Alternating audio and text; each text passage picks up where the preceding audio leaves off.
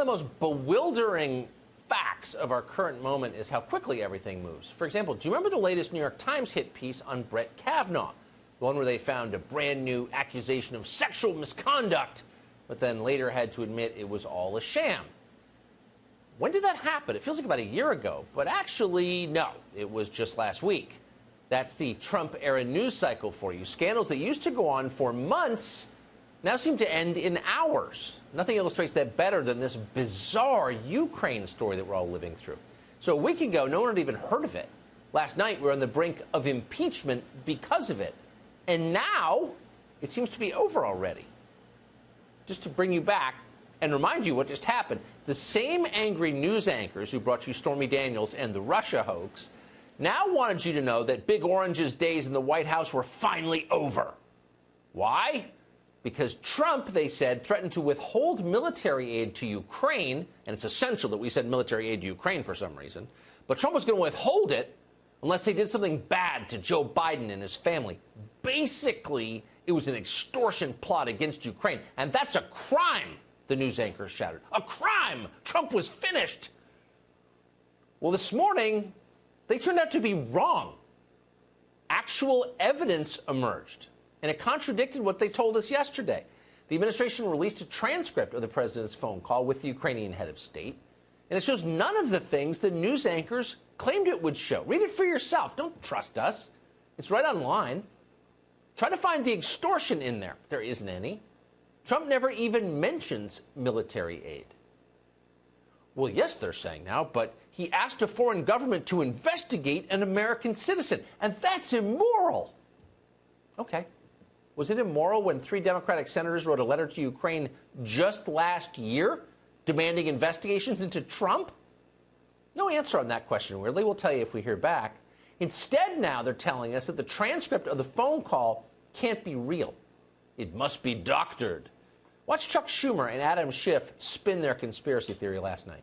Do you trust the White House enough to take that transcript and believe that that is an actual representation of what transpired? Well, I think sadly it's the case as you described that we cannot trust the administration with respect to anything that it produces. Simply to release the transcript is not going to come close to ending the need of the American public and the Congress to see what actually happened. So again, that was last night before the transcript was publicly available. Now that it is publicly available, poor Adam Schiff's conspiracy-addled brain has lurched into a different direction. Now he's telling us that the transcript, the one that he's already denounced as fake, is in fact real, but it doesn't show what it should show, which is to say it doesn't show the president doing any of the things that supposedly justify impeachment. Why? Well, Adam Schiff explains, because the president, like a Navajo code talker, is speaking in secret code. This is how a mafia boss talks.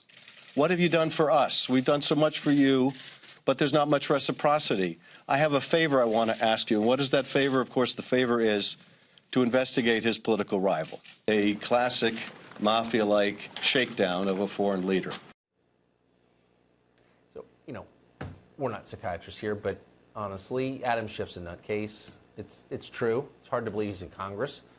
Poor people of Anaheim, or wherever he's from, Southern California, the Valley somewhere.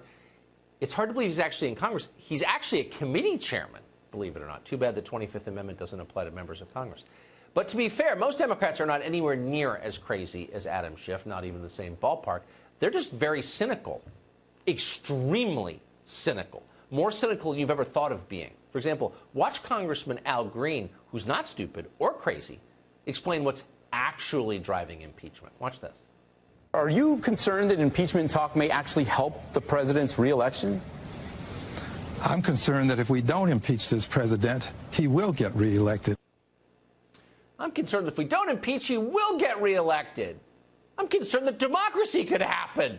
We got to stop that. It's about power. Duh, you knew that. That's what it's always about, power. Nobody pushing for impeachment actually cares about secret deals with foreign leaders. Oh, please. Much less justice or the truth. Again, these are the most cynical people in the United States of America.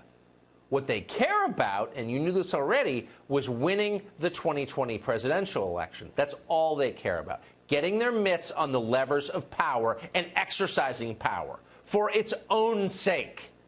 That's what drives them. That's why they get up in the morning. Democratic leaders have decided that impeaching Trump is essential if they're going to win next year. So they're staking everything on this bizarre, flimsy scandal that the rest of us can barely even understand. Will it work? Probably not. If personal attacks on Trump were effective, if calling him a racist or a traitor actually worked, then Hillary Clinton would be running for re-election right about now. It's not going to work. This never works. If you want to beat Trump, make a case on the issues. He won on the issues. Make a counter case. The geniuses can't figure that out. In the end, really, the loser here in this impeachment nonsense is likely to be Joe Biden. Biden, you'll recall, is the front runner, supposedly. He's supposed to be the safe choice, the guy who's going to energize the Obama coalition and win back the White House. And yet now Democrats have, in effect, demanded that we spend the next 6 months talking about Biden and his son's alleged corruption. Because that's at the core of this Ukraine story. If we're talking about Ukraine and impeachment, we're talking about Joe Biden's corruption, alleged corruption. That can't help his campaign for president. In fact, it's likely to tank it. Looks like sabotage, really. They must have gamed this out. They must know. Is it sabotage? Well, honestly, we don't know. We're not in the room. Maybe it is.